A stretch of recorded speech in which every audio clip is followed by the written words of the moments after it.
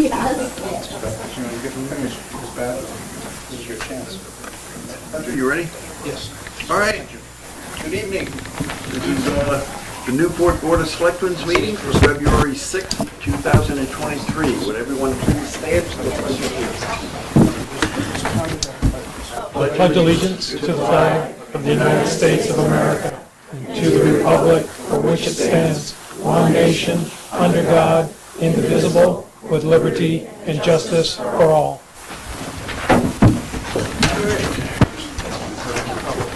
All right. Good evening.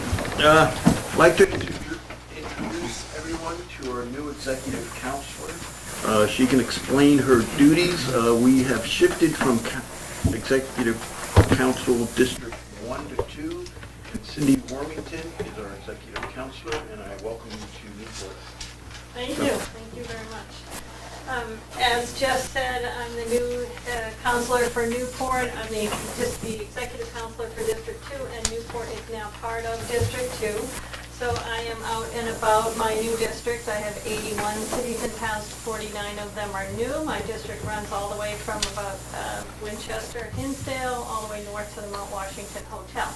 So I am out and about the district, trying to hear what the most important things are in your district. And I met today with Hunter and Jeff, and they told me a lot about what's been going on in Newport. And that means when I'm sitting at the council table, I can listen and hear about things that I think might be helpful or interesting for Newport, and then reach back out to them and let them know about those kinds of things. The executive council approves all state spending, contracts over $10,000, all nominations that the governor makes.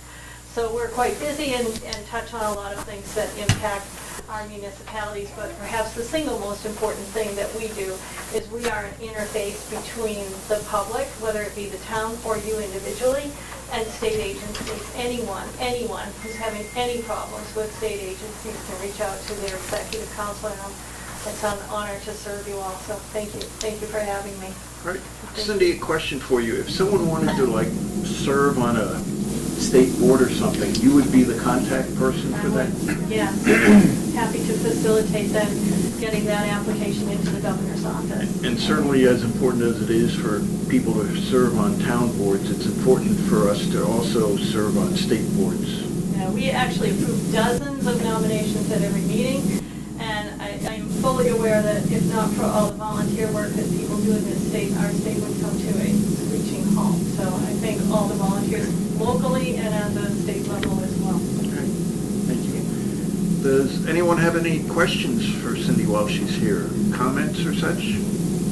All right. You'll see me a lot over the next couple of Okay. years. And congratulations to your new police officers. Okay.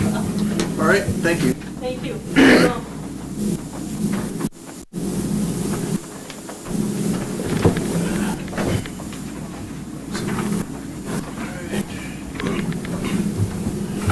Well,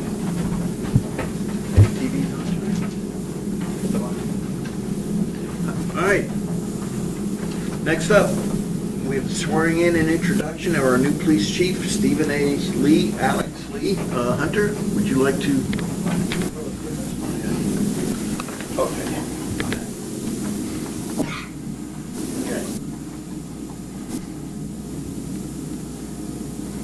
All right, Hunter? Yes, so if I can digress just a little bit from the stated agenda.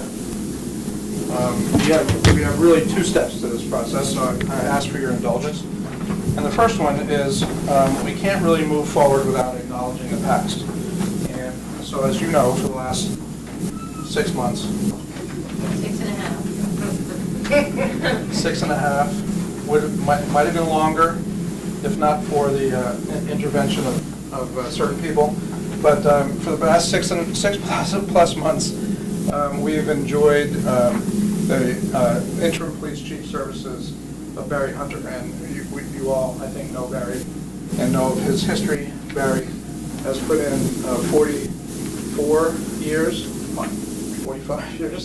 of service to New Hampshire and law enforcement in New Hampshire. I often tease him that he's forgotten more about law enforcement than I'll ever know. And Barry was off minding his own business, enjoying retirement. I understand he has a tractor he's rather fond of, and a wife, of course. But despite that, we were able to coax him out of retirement to come and assist us in our transitions to a new police chief. And he was kind enough to do that and served us well. And I don't want to take the next step forward without acknowledging his kind and generous contribution to our community. We could not have gotten a higher caliber candidate to help us through this process than Barry Hunter, and I personally and professionally respect and appreciate his willingness to come out of retirement and assist us during this time of transition. So I don't want to not say thanks to him on behalf of the town and our staff.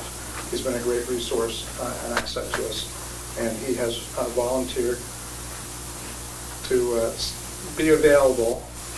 Maybe I shouldn't have said that. But he's volunteered to be available on an as-needed basis from time to time, which really speaks to the quality of the man and his dedication to the public. He's given it more than we've asked. So, Barry, I thank you for that. Thank you.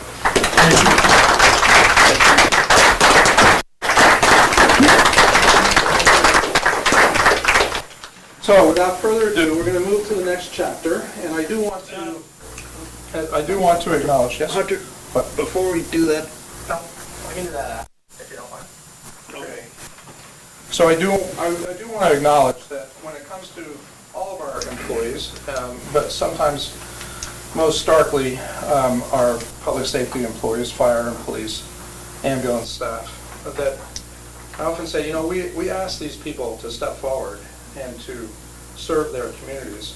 We ask them to run into places that most of us are running out of. And it takes a certain character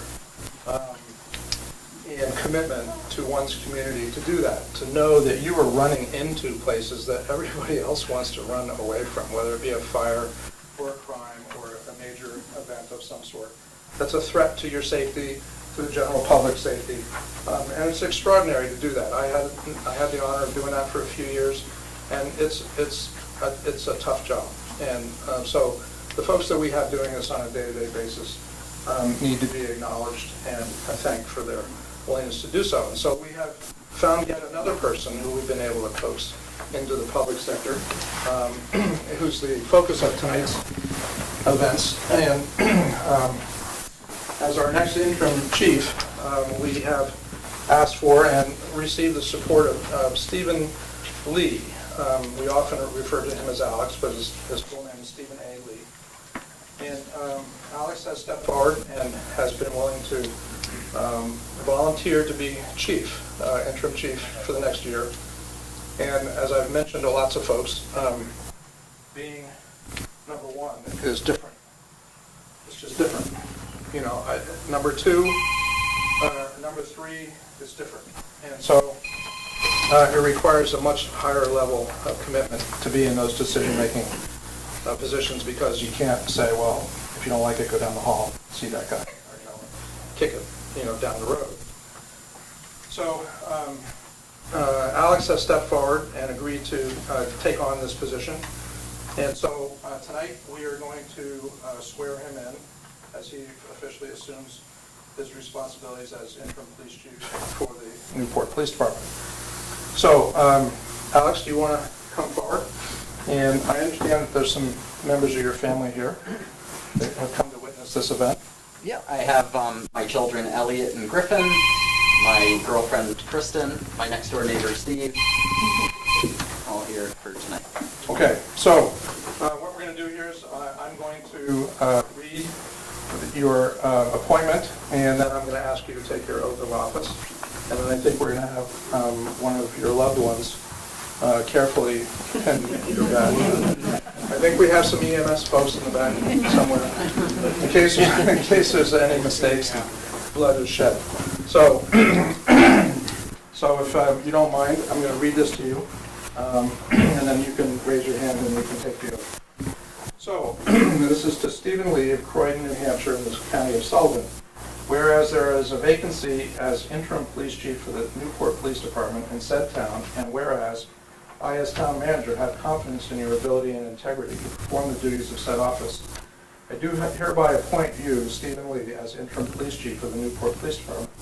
And upon taking your oath of office and having this appointment and certificate of said office recorded by the town clerk, you shall have the powers to perform the duties and be subject to the liabilities of such office until another person shall be chosen or appointed and qualified in your stead.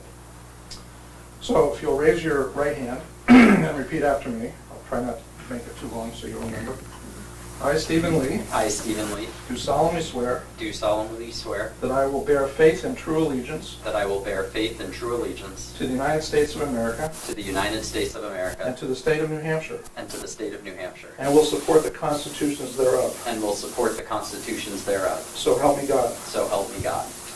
I, Stephen Lee, I, Stephen Lee, do solemnly and sincerely swear do solemnly and sincerely swear and affirm that I will faithfully and affirm that I will faithfully and impartially discharge and impartially discharge and perform all duties and perform all duties incumbent upon me incumbent upon me as interim police chief as interim police chief of the Newport Police Department, of the Newport Police Department, according to the best of my abilities, according to the best of my abilities, agreeably to the rules agreeably to the rules and regulations and regulations of this Constitution of this Constitution and laws of the state of New Hampshire. and laws of the state of New Hampshire. So help me God. So help me God. Congratulations. Thank you very much.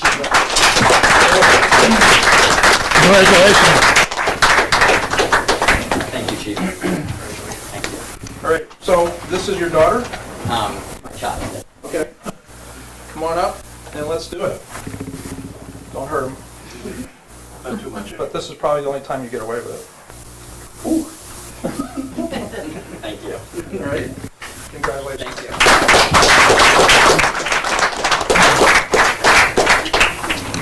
All right, so I think that concludes the police, well, we have one other thing. One other thing, Yeah, one Mr. other thing. Bodett. Thank you, Mr. Chair. Good evening, ladies and gentlemen. My name is Paul Bodett. I'm the president of the Newport Police Union. Our body would like to take this opportunity not only to welcome and congratulate our new chief, Alex Lee, but also to thank our outgoing chief, Barry Hunter.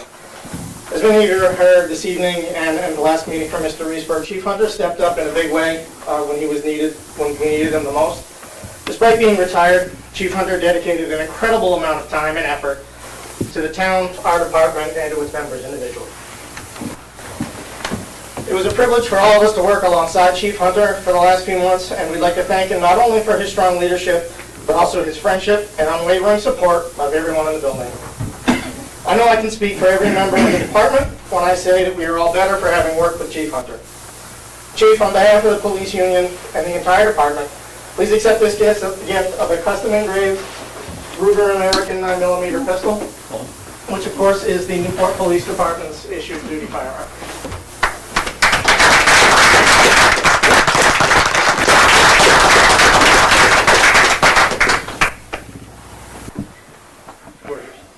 With my name.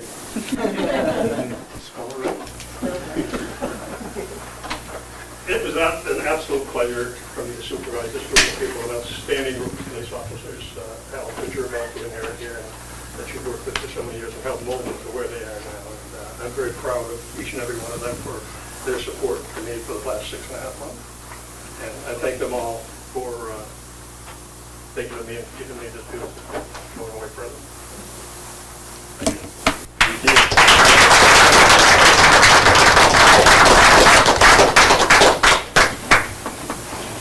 All right, okay, thank you. All right, everyone's welcome to stay if you want. A lot more exciting stuff ahead. People may get up. Sleep. They're just zoomed in. I'd rather be. Oh, not at all.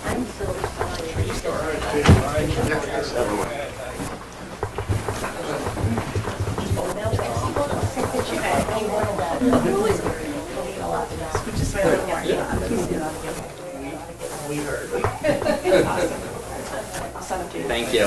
You want to come up and take it? And you're both get one, Kristen. Sure, you want to be in it. Here, let me have your camera. Thank you.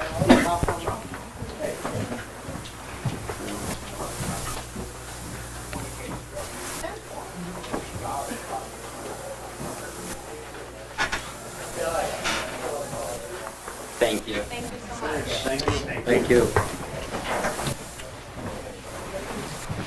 Thank you. May we be dismissed, Mr. Chairman? Absolutely. Thank you. Thank you. Yes, yes. That's who I was trying to send it to. I know, that's okay. Actually, I should have referred you to the Okay, I appreciate your help. Take that. Okay, thank you so much. Have a good night. All right.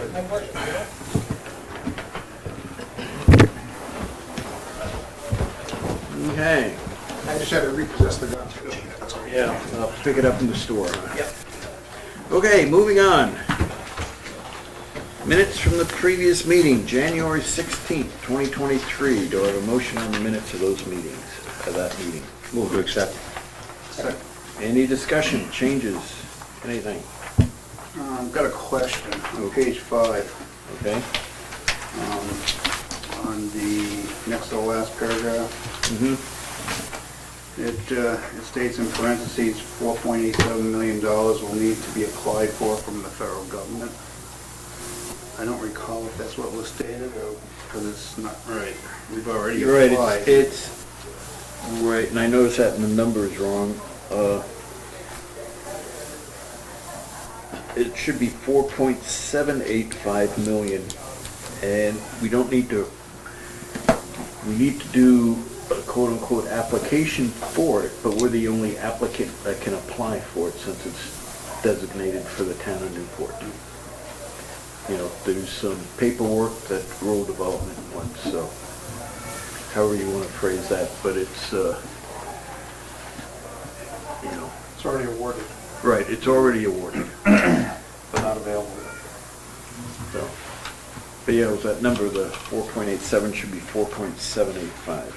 So maybe something like awaiting for distribution of funds, that'd be more appropriate. Yeah, I mean, there's just a, for lack of a better term, a bureaucratic process that has to be gone through to finalize the delivery, but it's been appropriated, approved and appropriated. Got that, Maura? No. So, would it be better to just, delete that sentence? If you feel as though, Yes. although we do have, Hunter just said that you do have to put in an application, although the money has already been awarded. That's where it, I guess, became confusing. So what would be the best way to phrase that How about awaiting for distribution of funds? instead of applying? Yeah, it's already been awarded, it's just, I mean, there's no real application per se.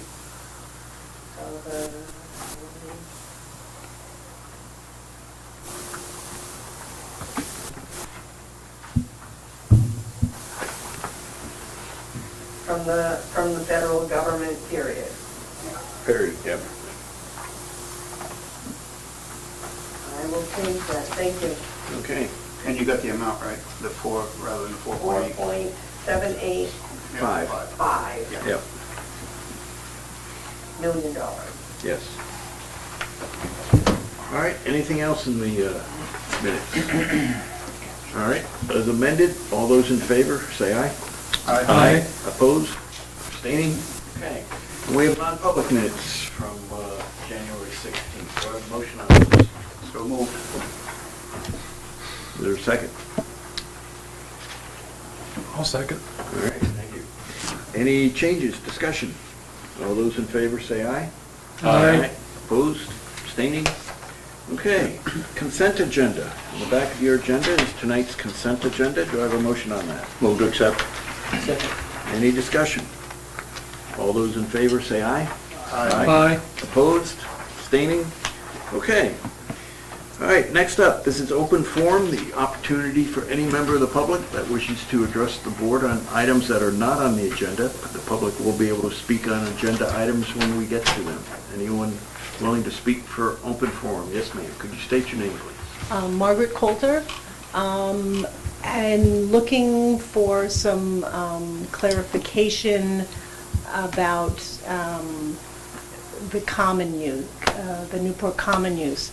I've been a member of the Newport Farmers Market, and we bring the donkeys on the common, and for the past 11 years have brought our trailer and bring the donkeys. And we received a letter this year from Richard saying that there will be no vehicles on the common.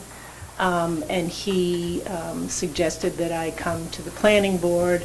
I called the secretary. She said, no, my question is best here. As she said, it was going to be a firm no, because there was going to be a fence around the common. And I guess I'm looking for clarification about that for a number of different reasons. I mean, as pertaining to individuals and groups that use the common. The intent is to eliminate driving onto the common, having people pull up alongside, put their stuff on, and then pull into a parking spot or park on Park Street and bring their stuff across the street so that we don't get traffic going on to the grass of the common. You know, we're trying to cut that down. So what will happen when the Library Art Center has their big, people need to put tents on the common and food trucks, and what sort of fence for individuals who are handicapped? Are they going to have to walk over it? What sort of access does this mean moving forward? I don't think we were talking fence, we were talking curbing. Curbing. You know, putting curbing there. There would certainly be provisions for handicapped people to get onto the common, but you know, right now people unloading on the Main Street side have to park on the street and bring their stuff on. So people on the Park Street side, it's expected they will do it the same way. So there will be no access. It is our intent to cut down on the,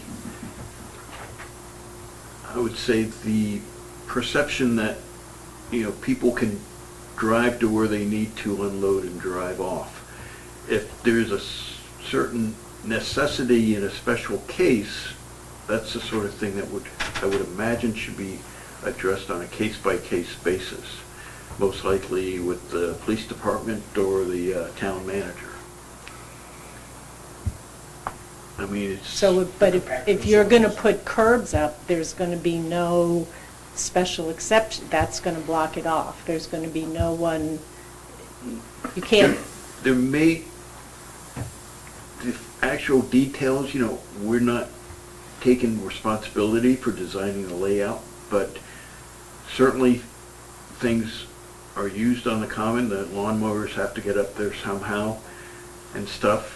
There probably needs to be some provision for if something has to get up there for some reason they can do it, so there may be curbing on most of it, maybe a couple of barricades somewhere else that can be moved aside when necessary if something needs to get on the common. You know, I can't speak to the design of how things are going to be laid out. The intent is to reduce the traffic on the common in the compacting of the soils. I guess most people are very pleased with how the grass on the I mean, I guess I'm wondering where the concern comes from. For my program and for some others, that's a vital, I mean, no access for us means we would consider after 11 years not being able to offer that opportunity to our participants, because that's half of our program, bringing the donkeys and educating folks, and that's our job for our participants, as it is for many other activities that have the apple pie. I mean, people, how are those big tents going to get up there if you've got curbing blocking it? I mean, there are a lot. That's the public. That's the common is for access for all people. And if you're going to put something, we have individuals who have a very hard time walking, to have to step up over something. There's handicap parking in front of the the post office. Yeah. You're gonna say someone's gonna have to walk way down with a baby carriage or a wheelchair or a walker.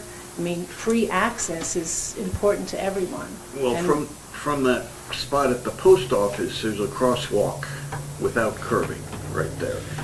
And pretty much having basically any sort of crosswalk, you need to have access for handicap, which is why they have that great stuff on there. So there would not be a curb put in front of the crosswalks for people to trip over every time they go. But that handicap spot is often, so. Yes, it's, I'm just saying that at this moment in time, everyone has equal access to the common. And curbing would limit that to wherever you decided there was breaks in, wherever breaks happened in the curbing, as well as for events to happen. There are fire truck, I mean, there are many activities that happen on the Newport Common that involve vehicles that come, and I think it will limit a lot of things. So- right. And certainly putting curbing on Park Street will equalize the access to about the same as the people who park on Main Street and have to set up their booths from there because the curbing's preventing them from coming up and driving up onto the common there, yet they manage. I think we're trying to get too much in the details, and perhaps if you So what's the next step? I would guess suggest that's- you meet with the town manager, perhaps Public Works Director, and go over what specific needs you have that you need to get your trailer onto the common, and such, and work out whether it's something he should come back to us and say, these are the exceptions to the rules. Hunter? So it's our understanding, the takeaway that we got from the board's discussion and action was that we wanted to minimize the motor vehicle transit on the common. And there are a number of ways that that can be accomplished without hindering pedestrian or donkey access. And we're going to come up with a couple of plans between now and spring that we'll be sharing with you, and you can look at and critique and comment on, and we'll change them accordingly. But I think we'll be able to accomplish your goals without hindering too many other people's access, or anybody's access, frankly. Was believing that we were really trying to protect the area around the trees. So, of course, the Main Street side is protected by that curb, and then the curbing on Park Street side along the trees would certainly do that also. But I don't think there was anything, nor was there anything in the north end, which is where the skating rink is. So Yeah. there is obviously going to be access. Just how that's going to look. The under the trees by the post office. Is the I mean, worst. Is the worst, but it's all shady. I mean, there's never going to be, grass is never going to grow there. I mean, it's shady. And when it rains, it's muddy. And so, well, okay. My concern was that when it was said no vehicles, that it's not just us. There are many activities that happen on the common that need those big tents. Nobody's going to carry them from Park Street into the middle of the common to set up those big circus tents. And so no access is quite a statement, that's all. As I said, I think the details can be worked out, and honestly, if there's a huge, heavy tent that's being set up for something on the common, I would hope they contact the town office first to make sure, to let the town know this needs to be done. And then more than likely, they would probably drive onto the common by the crosswalk there in front of the bandstand and down to where they need to drop their stuff off and then pull off and park back on the street. Part of it is to eliminate parking on that side of Park Street too. It's amazing how many people like to park in front of a no parking sign. No, I guess we've always been very mindful. If it's rained, if it's been mucky, we don't come because I don't want to make big streaks down. I mean, and I suspect most, okay, so we'll wait and see. And certainly give Hunter your contact information and ask to be kept informed, so if there's anything, any input you want to provide him as to, what about this, or this is how we, need to do this for our animals, you can take that into account. Okay. Because certainly, I would hate for you not to be able to bring your donkeys to the common, if you want to. If this, we need to figure out a way to accommodate you being able to present your donkeys on the common and our desire to limit wear and tear on the grass surface of the common. Perfect, Okay? okay. Any, Well, I think the whole thing came up because the town spends money maintaining that. And when we see cars parked on the grass over and over, that's part of the problem. And I think we're just searching for a solution. And whether it's a fence or curbing, these are just ideas that have been put on the table. I don't think we've got anything planned that's actually going to happen this summer. oh, yeah. Yeah. Yeah. I mean, as far as constructing a curbing. Well, I think we could put down, some wooden curbing, doesn't have to be, permanent and stuff. But it's, I guess the no parking signs have been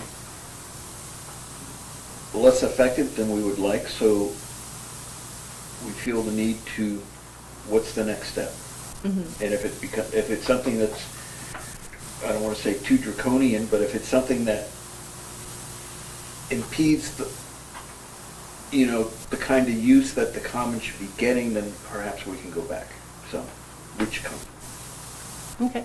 I don't want to say anything, it's not like this is, well, it's not set in stone yet, we may do that later, but. Okay, I just, It's nice having the feedback from Yeah. the people that are going to be affected.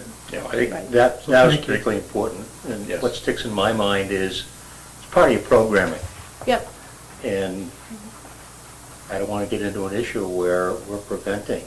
and that's what it, Yeah. and that's, if we can't bring the donkeys, then our issue would be, we can sell baked goods from the bakery.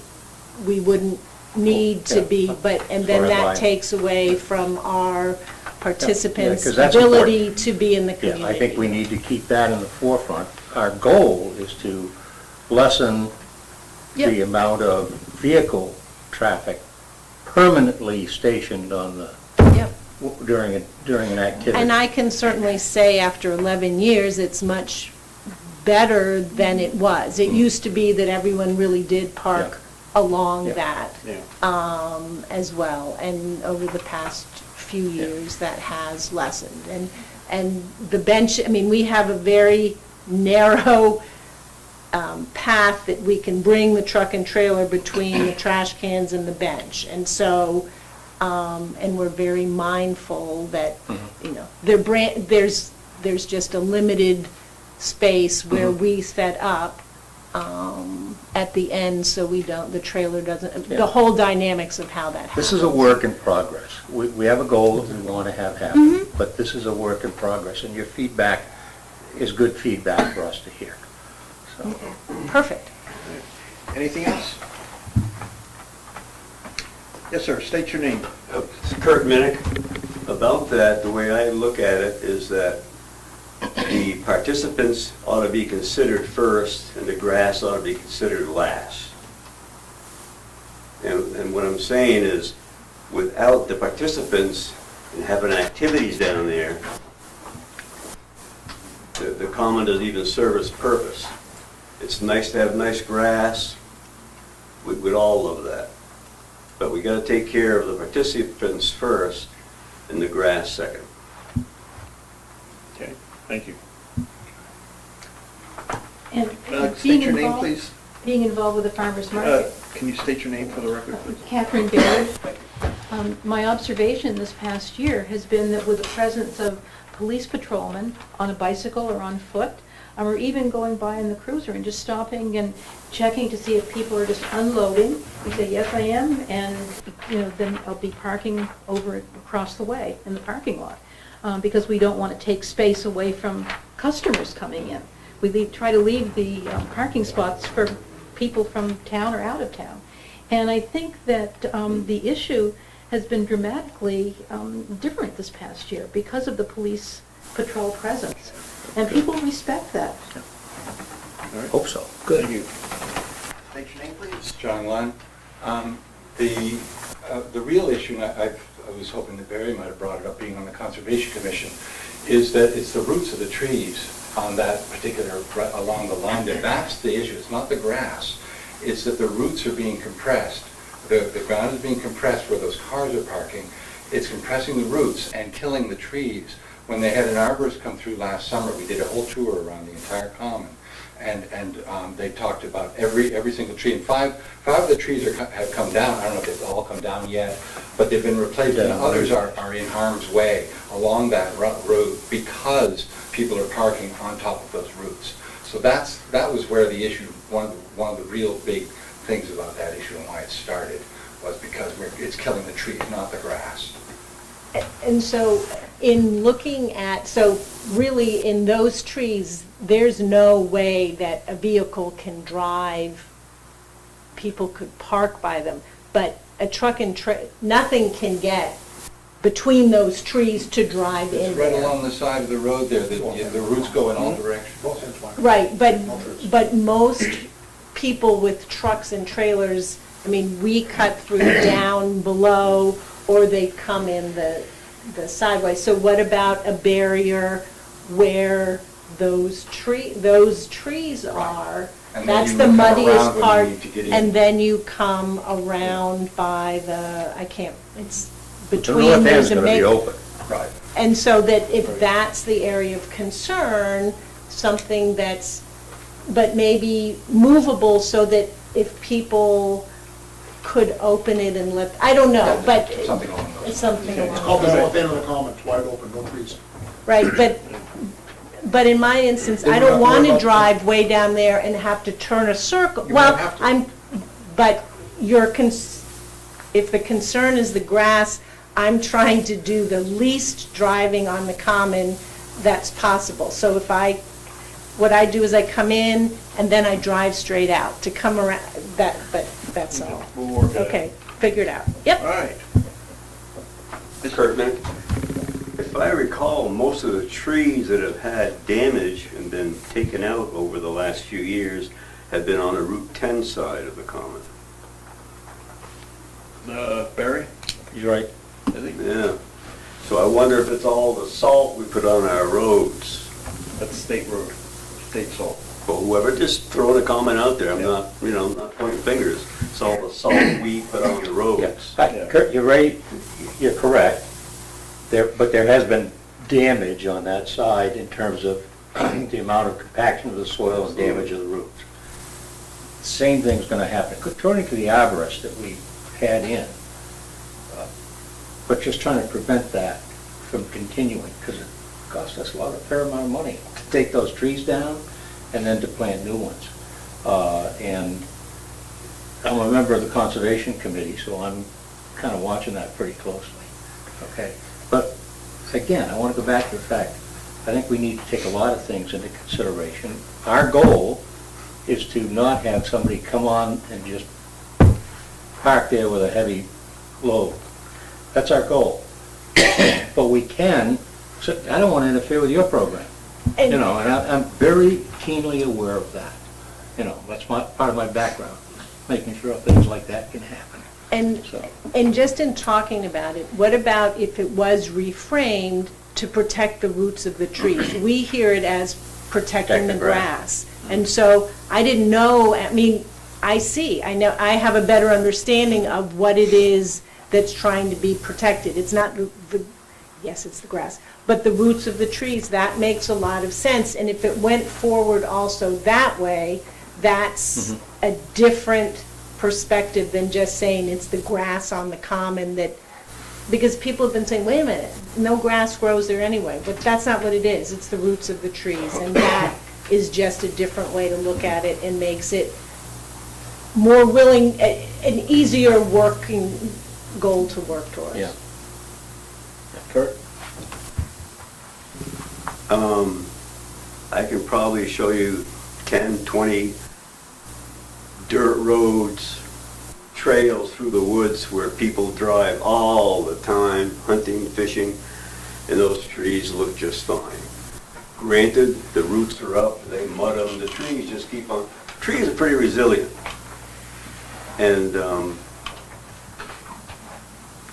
sometimes, I totally on board with you, totally.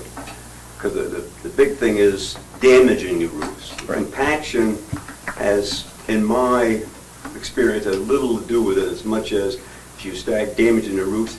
But if you'll notice, a tree will quickly scab that place over. That, you know, whereas if you scab the bark on a tree, you'll get rot in there and the bugs will get in there. So the root system is pretty resilient. Observation. Mm-hmm. Anyone else from open forum? State your name, please. Bert Spalding, Senior. Thank you for listening to their concerns. Careful, don't mess with success. And tremendous success in the use of the common. So you've got to find a way to do both. You bring a lot too. It's a lot of walking back and forth if you're a distance away. And so to drive in. So if it's roots you want to protect, you can rope them off, can't you? But you're working on it, so that's fine. But keep that in mind, success is hard in the first place. And now that you have that success, it doesn't take much to lose it. I don't know what creates any more traffic congestion around that common than what's going on that common at times. So that's another issue is I made a right to know request on January 25, and the request verbatim to view the following. I made this request under 91A,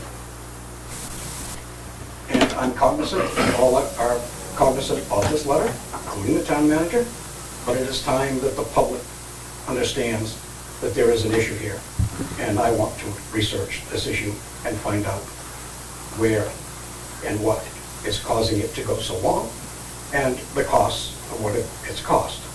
So now I will read it. All documents that pertain to the petition to quiet title with Sullivan County. All notes, papers, and communications to you and from you to any and all Board of Selectmen on the above. All notes, papers, and communications received by you from Sullivan County as they relate to the issue above. Simply put, that you have everything on the above. The answer to that was, I am unaware of any such matters or documents. Well, Sullivan County appeared here once. This has been going on. Let's see, that was when, Todd Prassel was on the board at that time. And Sullivan County sat here with their lawyers and et cetera. And that's a significant amount of time. And it's going on and on. It's my understanding now it's in arbitration or whatever. Well, I want it to go back to the roots, and I'm going to bring it right up through mentally so that I understand what happened, by date, by issue. So, when that refusal came, and I said, all right. And so now, I put it quite frankly, playing dumb doesn't work with me. I want my information, no bullshit. Period. So I'm looking for all documents concerning the ongoing disputes with Sullivan County concerning the Opera House / Town Hall and related issues. Number one, copies of all legal bills for the above. for all of the lawyers that were involved, regardless of the firm or the number of years. 2, all court documents to and from that relate to this issue. 3, all other documents to and from that relate to this issue. All minutes of all meetings on this issue. I then get an answer, and essentially what the answer says is the court documents are currently available. My right to know request was not to the court. It's to this town. So first of all, I don't accept that at all. No excuses. I have a right to these documents. I will get them, one way or another. And if, in fact, stone walls or obstacles are put in my way, then it gets deeper. I don't back off, and I have no intent to, period.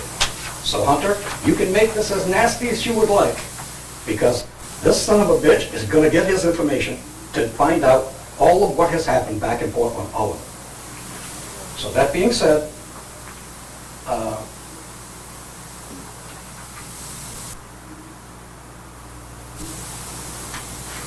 your statement of how long it's going to take and get it together and I won't have it to April. Well, if the request is so large and you are so smart, I should think that you can do it in segments. I mean, I know you can give me legal bills that go all the way back for the years. Okay, that might take you a half hour, 2 hours, whatever it is. But there are documents that you can go right to right now and get. And you can start spoon feeding me. So if you want to delay everything to April, my statement is when and if you start that and you do not do it responsibly, then what you have held back, which was reasonably accessible, then that's actionable and we'll go to court for it. In the story, I want my documents and I will get them. Depends on how hard you want to make it. Because my intent is clear tonight, and I'm not backing off, Hunter. I am not impressed recently with your town managership. I have said that, speaking on the posted bridge, and your statement, well, that probably was for the road. The road end is up here, the bridge is here, the law says the sign's got to be up here, and you're supporting it here? That's blind, Hunter. That's at all costs defending the indefensible. Then, the weight limit being on the bridge, when a simple phone call to New Hampshire DOT, no, bridge has got a problem, but yet it's posted. And it hurts people. You don't understand that, maybe? This guy up here with a truck, the town of Unity, can't get down to the pit without breaking the law.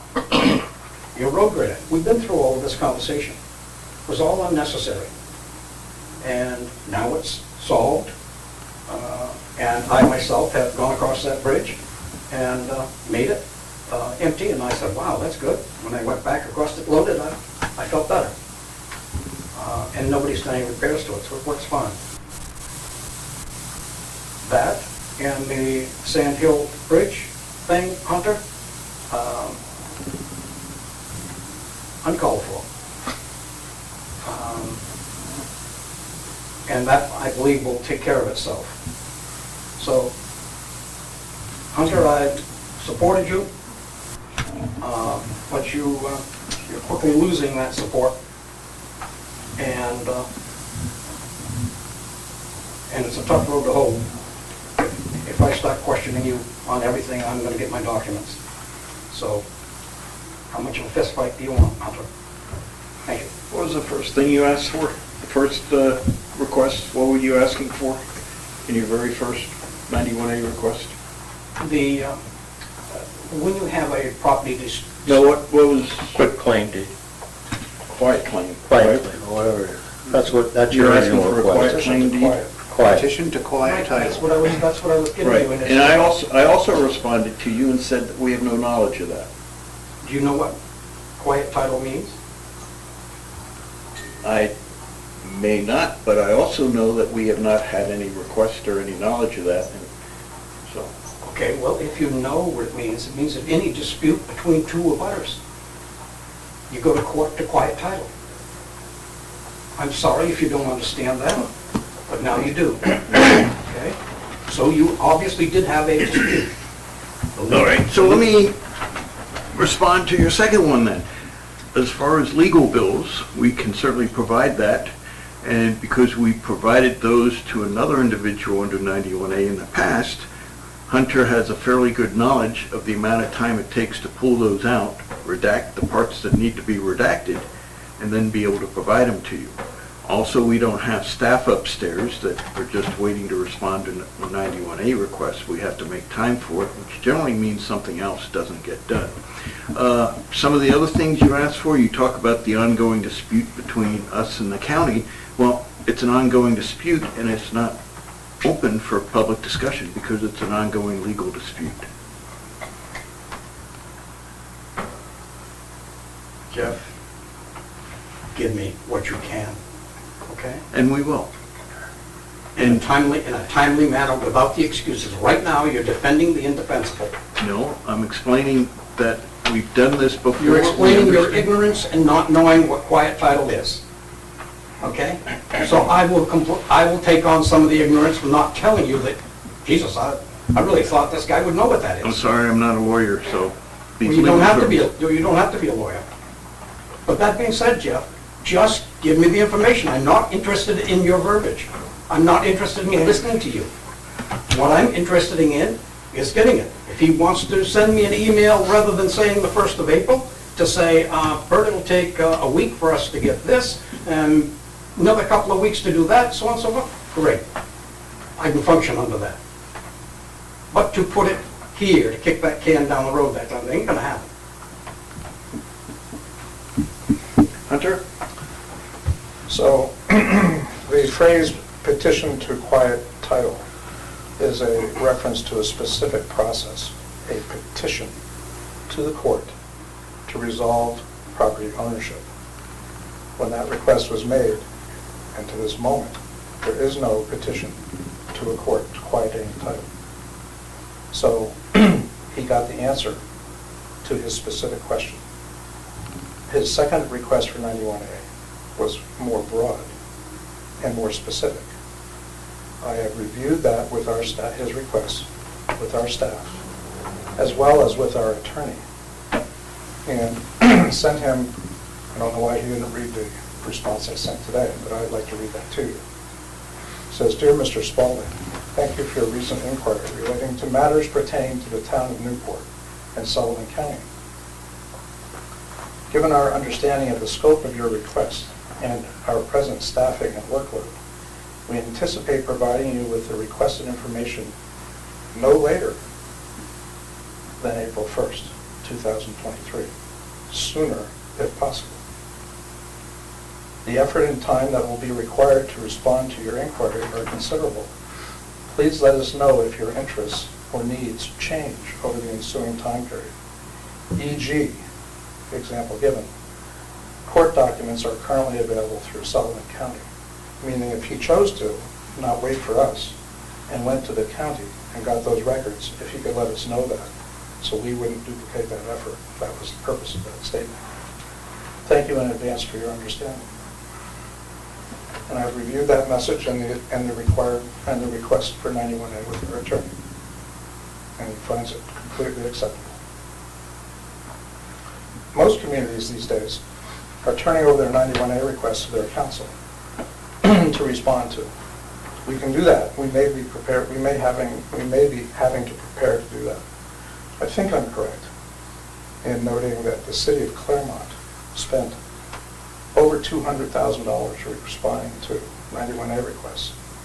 If we don't have the staff, we'll probably respond in that fashion. We'll have to get some legal assistance to help put these records together. I'm reticent to do that for obvious reasons, but it will take upwards of 2 months to get this material together, and it's completely acceptable under 91A. He's been given notice of the circumstances. I don't know what else to say. Bert, I do. All those words, Hunter, just to give you a bit of a know. If you there's some, out of all of what happened between Sullivan County and the town of Newport since you came to town, there has got to be something that you can readily give me. It's readily available, and the law says readily available. So you can go to your attorney, you can make it as complicated as you want. Notice my thrust here, I want to know the attorney bills, and I said, all of the attorneys, as you've gone through them, there's at least 3, and all of the years, what you've spent on this issue, fighting with your neighbor over what should happen between those 2 buildings.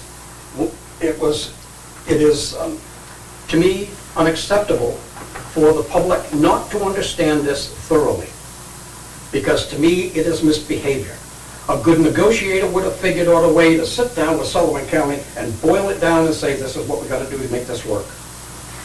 O'Neill did that. So, with you, we have this big deal going with Sullivan County, which is still in operation now, I believe, I've been told. And then we've got over here, we've got the health center with the pilot taxes, the payment in lieu of taxes. Again, since Hunter has been here, that will be my next one to find out exactly what's going there. You're incorrect. Oh, it's settled? No. The issue with the... Okay, I'll finish and you can correct at the end. Chairman, I'll finish and you can correct me at the end, okay? I'll get my point across my way as he got his without you interrupting him, okay? And then I'll correct your point. That's right.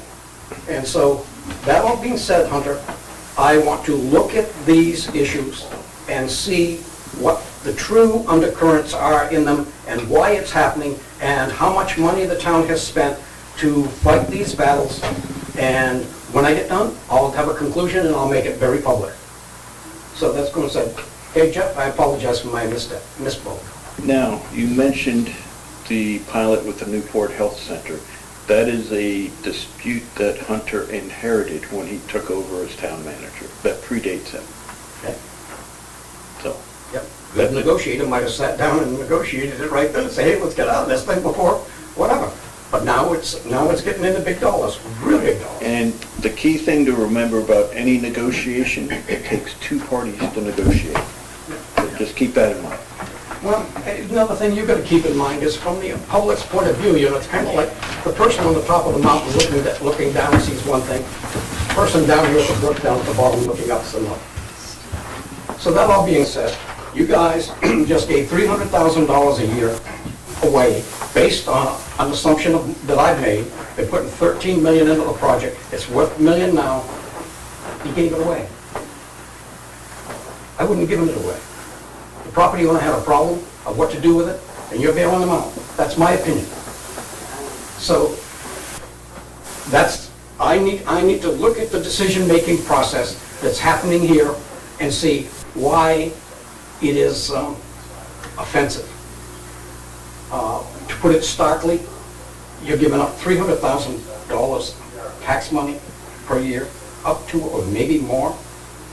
And the kids that come in from other places into here, we've got to educate. So you're giving up money, and we're having to find money. At the end of 3 years, yes, things are fine. But you didn't have to go that high. And I couldn't read or find where you had any conditions that you put on. None. And it was right there in the law. You can do that. You can say, all right, we'll give it to you the first year and half of it the next and a third the next. Yes, you could have gone 15 years. You are spending our money like it's water in that particular instance.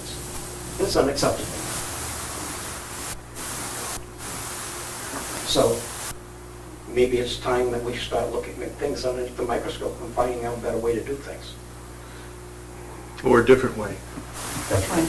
Not better, different.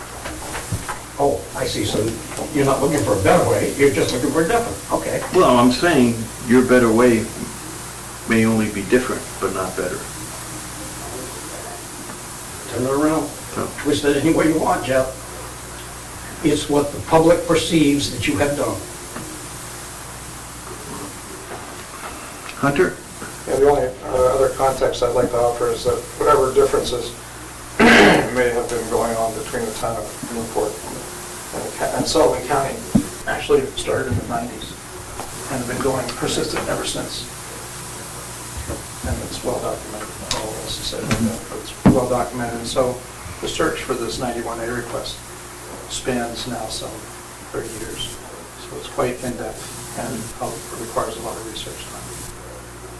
And finding lawyers' bills from 1995 is going to be a task. So I don't know that the applicant understands the scope of that particular request, but we do. And I'll be quite happy with the prospect of getting this all done in the next 2 months, given the fact that we are on the eve of town meeting and we have 20, depending on how you want to carve it up, $26 to $75 million worth of projects coming our way, and we have no additional staff. In fact, we could arguably say we have less staff, so we'll do the best we can. All right, anything else for open forum? All right, moving on. Communication, Board of Selectmen. Barry? All set. Keith? I have nothing. Jim? Nothing from me.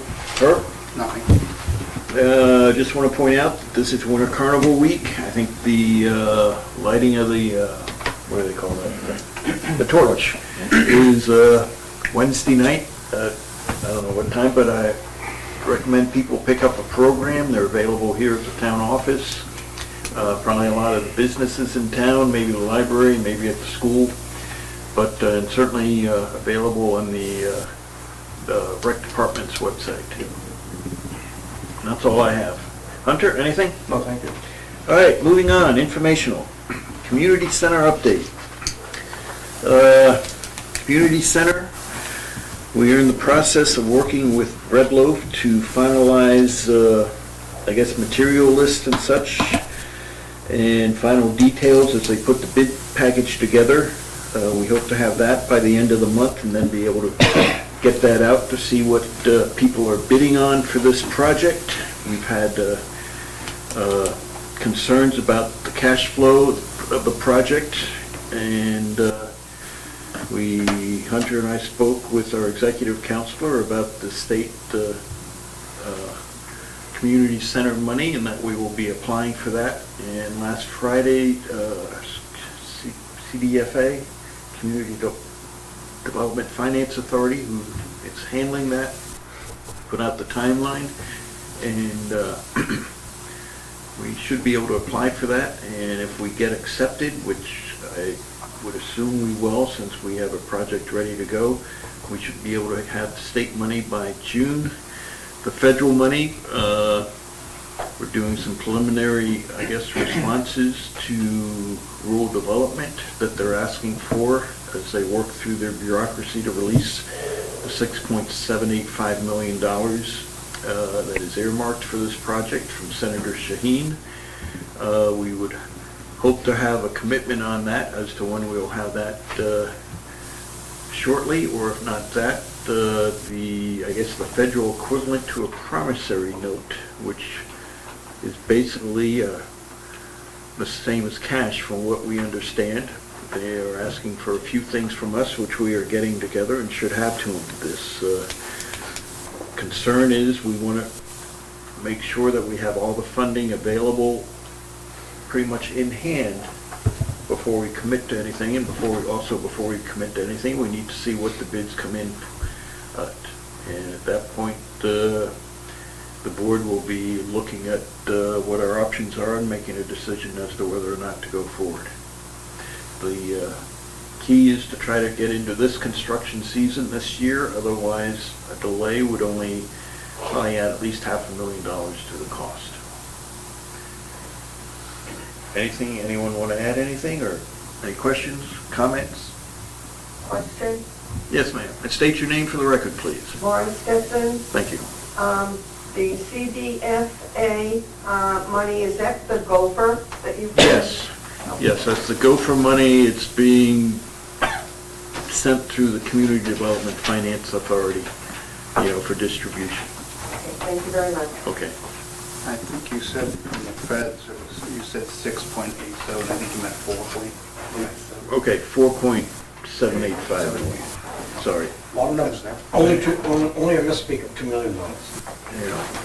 In federal speak, it's Repeat it, 4 million what? 4.785. And it, 4.785 came up with because it's 55% of what the estimated cost was at the time we applied for it, which was the max that they could supply for community centers, or whatever pot that falls into. Does that process have, There's no inflation in that. no adjustments for, Inflation, no. and where do we stand with donations at this point? About $3 million or so. Total, with getting the gopher money from the state of $1 million, we would have approximately $8.8 million available.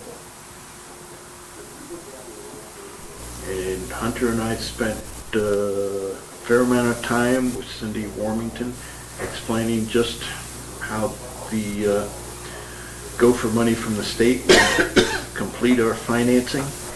And the fact that this project would be something they can look at and point to as a, see, here's a good project we did for the state, and they can all come to the ribbon cutting and take credit for it.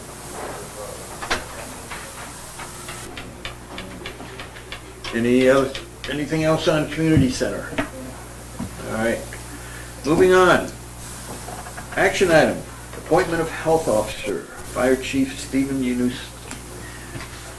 Do we have actual words we need to say properly on this to make it official with the state, or do we just bless him? You're pretty much just blessing him. It's a state position that's on your recommendation. Right. This is a 3-year appointment. This is a renewal of a second 3-year term. Does anyone want to make a motion to appoint Chief as health officer? I make a motion that we appoint Chief Steve Yanuzzi as health officer for the town of Newport. Second. Any questions, comments? All those in favor say aye. Aye. Opposed? Abstaining?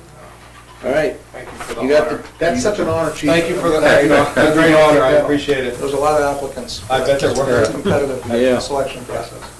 Paul wanted to do it. Paul's our deputy. All right. That's right.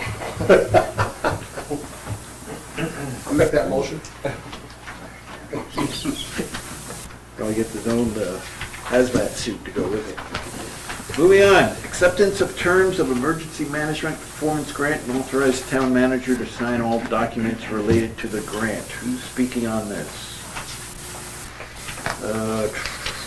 Mr. Chairman, this is a small, but not insignificant or meaningless grant. The grant requires the board to vote to accept, expend, and authorize me to sign as your authorized signatory. The chief is here to explain what the purposes of the funds. This is Pretty straightforward arrangement. This is a grant for $4,150, 50% match for an update to our emergency operations plan. Yes. Okay. And our match will be soft match, so it won't be hard cash. It'll be the time involved in the meetings that we have it's similar to what we did with the hazardous mitigation plan. Yeah. Okay. So we're on the last LEOP was updated in 2018, so we're on a cycle now through 5-year cycle. So 2023 is the year we need to update our plan. It kind of falls right in. The hazard mitigation plan was done last year.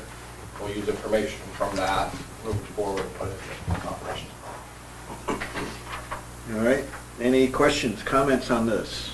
Is this something that Upper Valley Regional Planning helps you with as well? Yeah, they're the ones we've applied through the grant for them to go ahead and facilitate the process for us. All right. Spalding, did you have a question, or were you just... Not about this, but for the chief. Something else? Yes. All right, let's take care of this first. Okay, this first. All right. All right. Does anyone want to make a motion? And the wording required for the motion is available here if someone wants to read it. And throw in the part about designating town manager. Move the select board, It's written in government ease. yeah. Need a dollar figures for to do that. $41.50. Move to accept the terms of the emergency management performance grant as presented in the amount of $4,150. Furthermore, the board acknowledges that the total of this project cost will be $4,150, which the town will be responsible for a 50% match. And authorize the town manager to accept these funds and act as our signator. Second. Any questions? All those in favor say aye. Excuse me, Yes. is that, let's see, in the amount of $4,150 for the town of Newport, or? The total will be double that, that 9,300.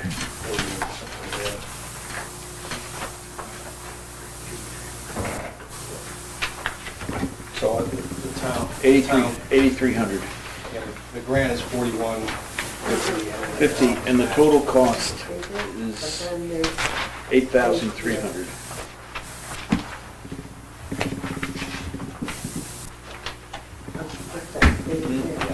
For who? For what? Oh, I usually have a document. All right.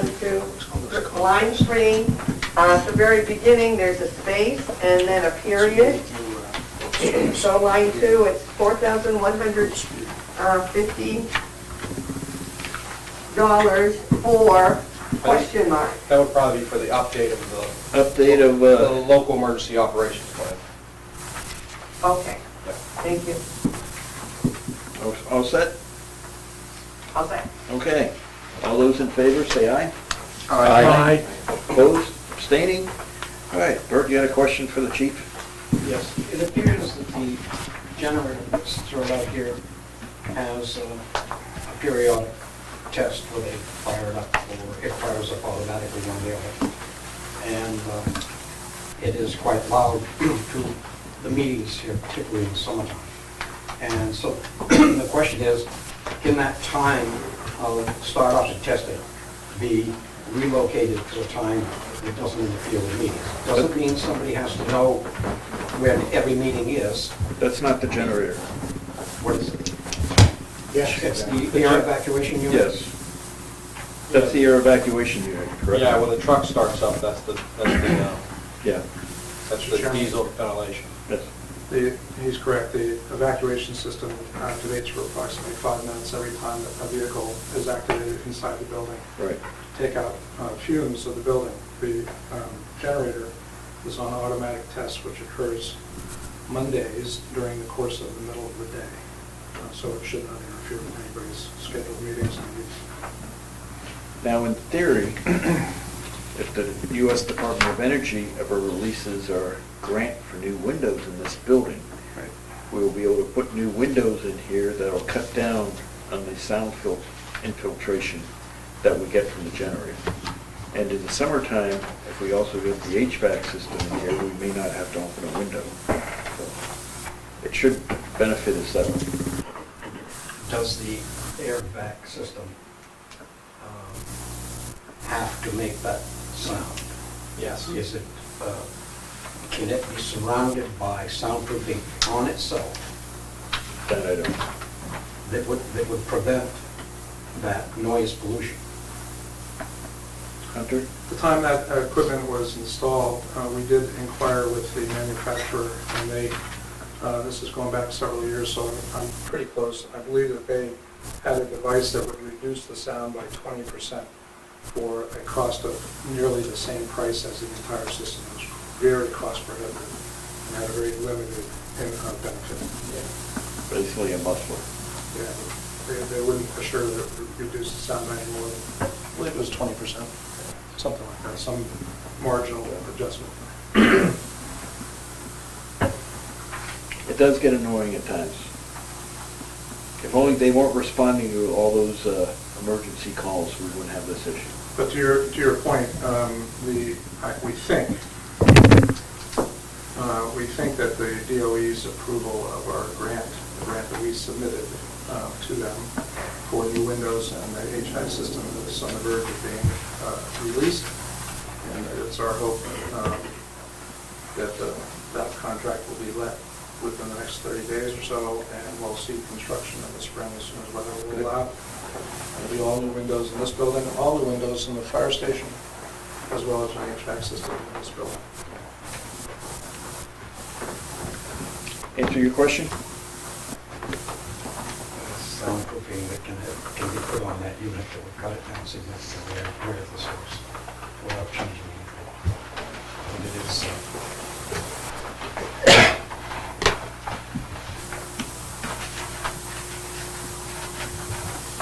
This is what we got. yeah, I'm not going to search to find out what it takes to soundproof. Radio stations, we go over it all the time. And it's not a big deal, Jeff. Matter of fact, it's not. The guy's selling you whatever he was selling you at a high price to do it. And the business to make money. The question is, what could you do at this point to tone it down? And then when you do your windows, you won't even do that car at the front. By the way, they have mufflers on cars, because not all of them make that noise.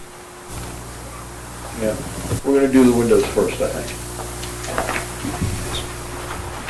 All right, anything else for the chief? Thank you, chief. Steve, you can dance on out of here if you want. Yeah, you like that? All right. Okay.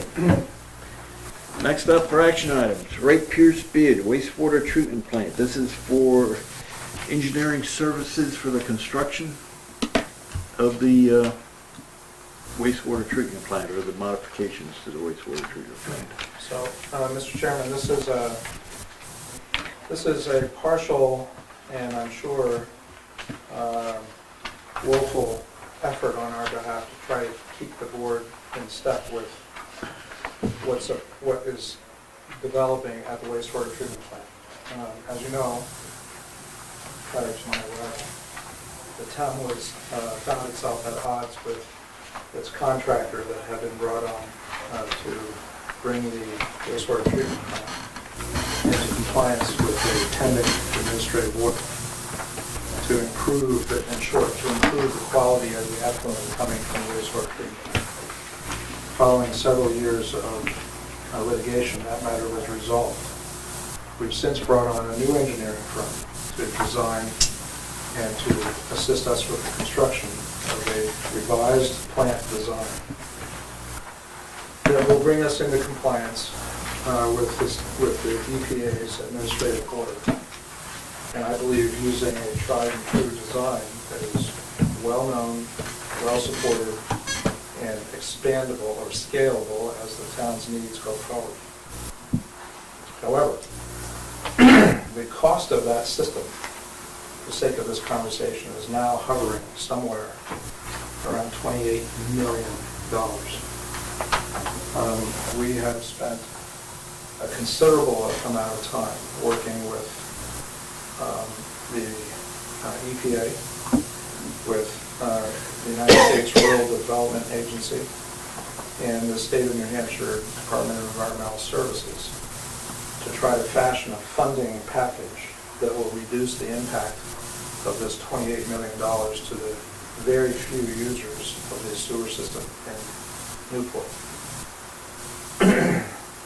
I believe that it's safe to say that, as it's been represented to us, that the funding that we have amassed on this project is, and Paul can correct me if I'm wrong, but we've been led to believe that it is second to none in its scope in terms of the enormity of the funding that we have secured through many days of negotiations with these agencies.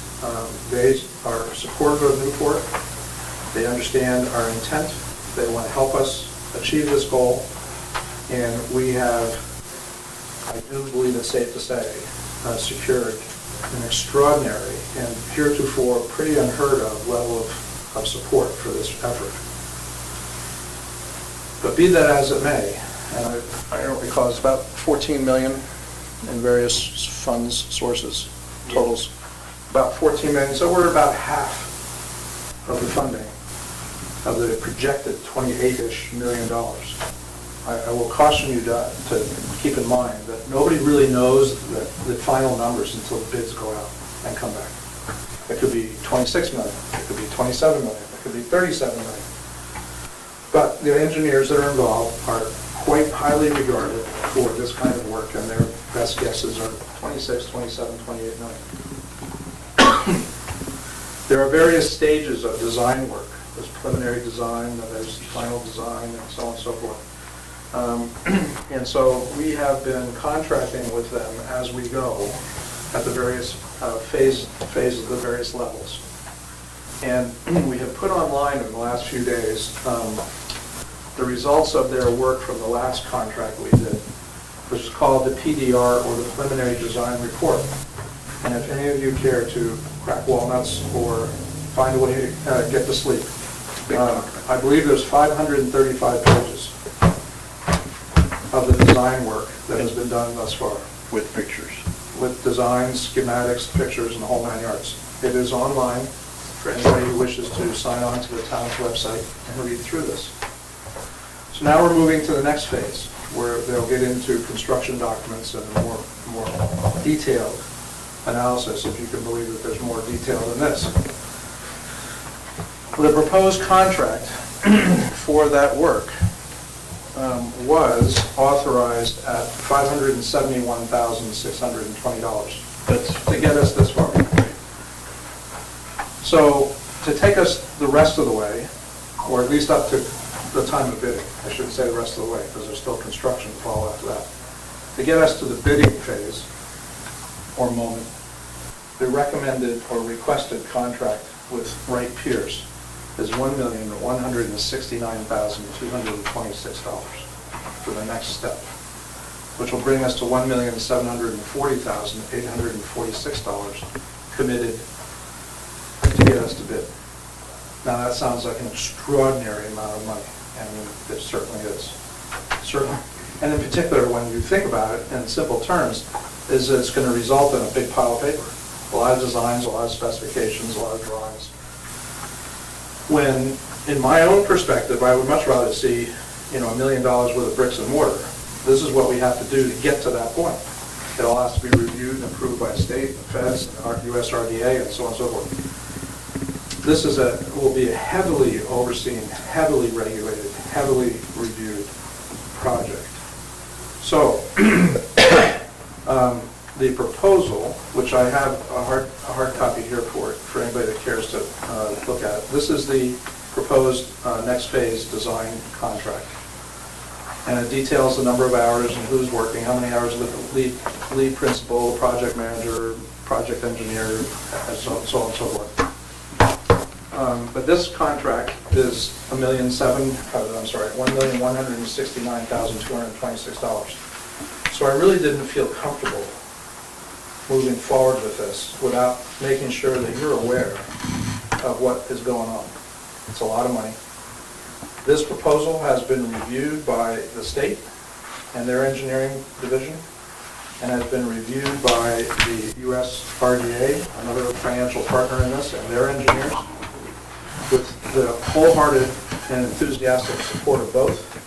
They have approved this contract as being acceptable, a reasonable number, and and there's provisions in here for them to sign, that they intend to sign this contract as soon as we do. I may ask them to sign it first, just because it'll make me feel better, knowing I was the last signature on the document. But it's been through all their engineers, and everybody is now waiting for us to sign this contract so the process can continue. Just by rule of thumb, not necessarily applicable in this case, but by rule of thumb, and put it in some context, typically engineering designs often run in the 15% range of the final construction costs. I think we figured this out today, it was about 5%, 4.5% of the overall cost. So it falls well beneath what is typically kind of arguably around the coffee table agreed upon to be typical engineering fees. So we're ready to go, but I wanted to make sure that you were aware of where we are and what we're doing and the costs that are being committed to. As I said, this document is online. We have a public informational being held, scheduled for the Opera House, so that we have our engineers coming in to give a presentation to the public as to what this is all about, what the costs are, what the grants and funding package looks like. That's the meeting on the 22nd. 16th or 22nd. 22nd of February. 22nd. And there'll be another similar presentation done by a different engineering firm at the Opera House to go over the much smaller project, and that is the development of a water well in North Newport, the $3.5 million project. $3 million we applied for and pursued, and we're fortunate enough to win. So we're at $14 million we won on this project, $3 million on the other project, but the water project will require a $500,000 bond match from the townspeople. Still a great return, 500, you get 3 million, and you get water security for generations to come. But anyway, that's a separate topic, but we're going to be giving public presentations of both of those at the Opera House. And there'll be presentations to this board on the date that we've selected for your bond reviews.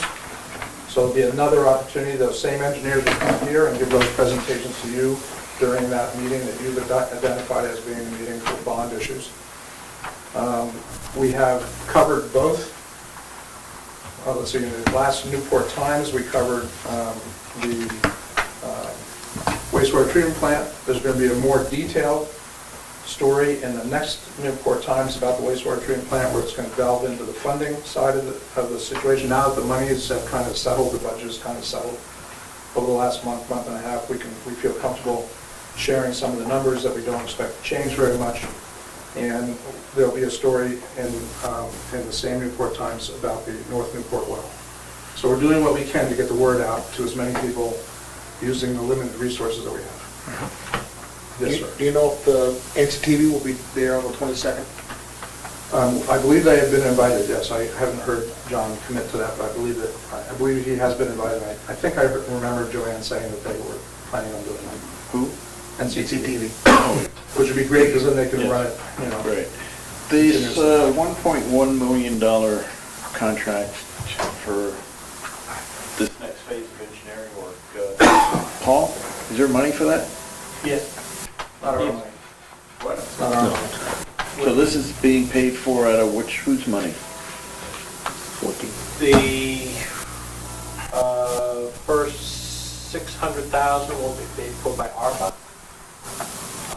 And then I'm not sure if the congressionally directed spending are next up, or if we'll go back to our state revolving loan fund loan. Did we get any congressionally directed money yet? Yes, we got $1 Well, million. I mean, do we actually have it in the bank? No. Okay, so it's in the same, somewhere out there. like- We did note earlier in the day that for some reason, USRDA seems to be comfortable with spending that money, although it hasn't been delivered. But they're not comfortable with having us spend the money for the community center, although it hasn't been delivered. It's a little bit of a different perspective. But anyway, it is what it is. This CDS will actually be coming through the State Department of Environmental Services. Okay. I think they actually have it in the bank, but I don't know that. So I would like to take this quick moment to say to you that the state of New Hampshire and USRDA staff have been exceptionally cooperative and supportive of our efforts to achieve this goal. It's a rare and unique, or not, it's a rare and new kind of approach to working with municipalities that has been lacking in previous decades of, we're here to catch you because we forgot to mail a letter on a certain date, or dot an I or cross a T. And they really have partnered with us and supported us in this effort. And I believe they've done a very good job of helping us find the money for this effort. You know, it's having sat in on one of those Zoom calls with RDA, I mean, they needed some convincing to be able to commit as much as they have, and I think it's back when they made their commitments, the total project cost was at least a handful of millions of dollars less. The cost has been climbing, and seriously think we need to hit up RDA some more before we go to town meeting and say, yep, we need to, well, the EPA says we have to do this, so we have to bring this forward and present it to you and make a case for it. It's an awful lot of money, even with someone else picking up half the tab to put on, 1,500, 1,600, well, even less water, sewer users, basically. This is going on the sewer rate. You know, and, you know, it's, because, you know, the initial response at RDA, you know, talk about how great they are, their initial response was like, oh, just put it on the bill, you know, they'll pay it. And I think I was a bit upset with them at that point. And they need to know that it's, you know, the price is going up, and certainly the ability of the people in Newport to pay these bills going forward is declining, so. And the benefit of all this is not here in Newport. So it's going to be a hard sell, I think. We basically have an obligation to present it and try and sell it, but it's going to be up to the citizens to say, to make the final decision. I mean, certainly the EPA can start fining us for not going forward. But,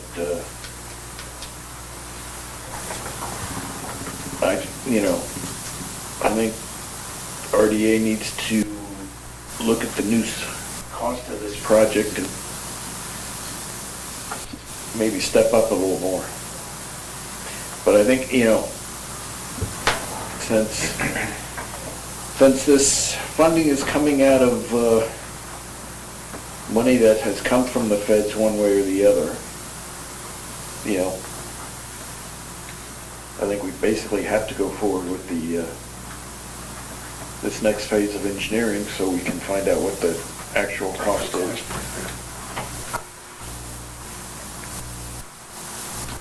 I mean, this is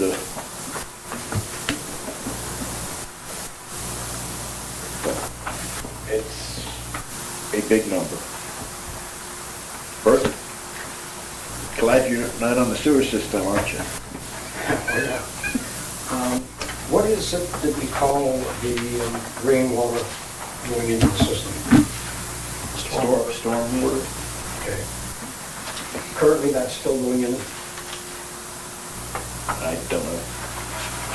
In every system, even a brand new one, it incurs a certain amount of what we refer to as II, inflow and infiltration. There's a certain amount of groundwater and stormwater seepage that can get into the system. So yes, right now there is a meaningful amount of stormwater getting into, or groundwater getting into our collection system. To get rid of that, you would have to start having to do rather large wholesale replacement of mains. To reseal, to put in new mains, replace damaged mains, reseal mains. We do leak detection to try to find the most egregious leaks, because of area at the joints or the cracks in the old pipes. And some of those leaks are significant and can contribute greatly to the gallonage making it to the treatment plant for treatment. It's in most cases not cost effective, but we monitor the system to find stormwater, surface groundwater, surface water leaks. And when we find one that is significant, and there's a cost benefit to fixing that, we do fix those. But in this case, the wastewater treatment plant, it's not a matter of being over capacity. It's a matter of not producing effluent that is of a quality that's acceptable to the EPA. Bert? So this new plant will be subject to the same criteria that you just said, right here, leak here, so on and so forth. So you're paying $1 to clean water that really didn't need to be cleaned. Is that a fair statement? I would. I'm asking the town manager. Well, let me. His statement here We know we have this problem. Yeah. We've had this problem since Yeah. forever. Yeah. And so that water is going into the treatment plant and being treated. At what cost? And here, we're talking maybe as much as $30 million. What would it take to change that so you didn't have to deal with it? Can you take that water and put it somewhere else other than through the sewage treatment plant? If you could separate it, if it was separated? So if we were to have a magic wand and be able to wave that and take somehow the groundwater, the surface water runoff, the leakage through manhole covers and all those kind of things out of that system, it would not change the nature of the effluent. This system is designed to reduce certain types of chemicals, effluent quality, that is then not currently being removed, and it's being discharged. Phosphorus, for instance, is not being removed from the effluent discharge, and that phosphorus, like one example, is being discharged into the Sugar River. So there would be less gallons, but it's the quality of the effluent that needs to be changed, because the state, as agent for the Fed, EPA, is saying that the quality of the effluent that we are discharging to the river has too many pollutants in it that need to be removed. The new system will be designed to remove those offending elements. And it's not so much the quantity of effluent, it's the quality of the effluent that is the target.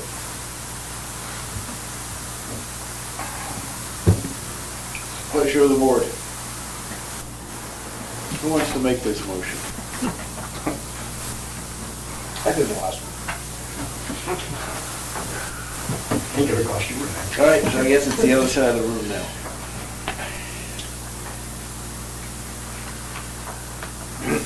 I mean, from a selfish perspective, I'd be glad to have you have a vote on the record, but unless somebody tells me not to do it, I'm just going to have to go ahead and sign it. But I would move we accept the bid of Wright Pierce for continued development of planning for the wastewater treatment plant.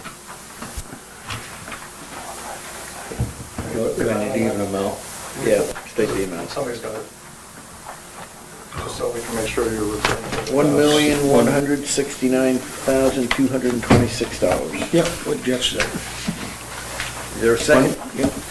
We need to authorize the signing capabilities also. Do we need that? If you wouldn't mind. I'm not trying to... And also It's like authorize the company. town manager to sign and deal with issues dealing with this proponents of this bid. Second. Any discussion? All those in favor say aye. Aye. Aye. Opposed, abstaining? All right. Now, at least that was 1.1 million of other people's money we spent. Is there anything else? Still a lot of money. It is. All right, we have a budget review session this Thursday at 6:30. Paul, is public safety on Thursday, right? Public safety, Thursday, yes. Okay, and our next meeting is in 2 weeks from tonight. Is there a motion to adjourn? So move. Second. All those in favor? Aye. All right, so